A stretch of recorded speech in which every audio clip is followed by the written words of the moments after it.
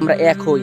যদি আমরা এক না হতে পারি তাহলে কিয়ামত এর আগ পর্যন্ত ইসলাম বলেন না এ ফাউন্ডেশন করেন সে ফাউন্ডেশন করেন, কোনো ফাউন্ডেশনে কাজ হবে না যদি আপনি এক না হতে পারেন।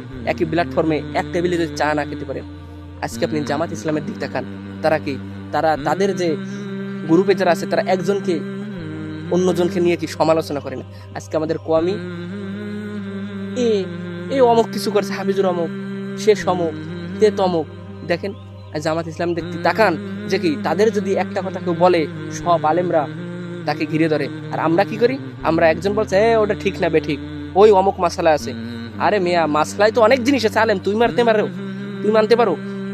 মসজিদ মাদ্রাসায় খেদমত করাই তো টাকা নেওয়া যায় নেই, হ্যাঁ নিজের সংসার চালানো। কিন্তু আজকে আমরা মসজিদ মাদ্রাসায় টাকার একটা উৎস করে নিছি যে এখান থেকে না করলে আমাদের চাকরিতে কি আমাদের পেট বাঁচবে না। আজকে বলি এখনো সময় আছে, প্রত্যেক আলেম ওলামা আমরা কি এখনো ভালো হই। আর যদি ভালো না হইতে পারি তাহলে কি জীবন ধ্বংস, দিনও ধ্বংস, দুনিয়াও ধ্বংস, আখিরাতও ধ্বংস।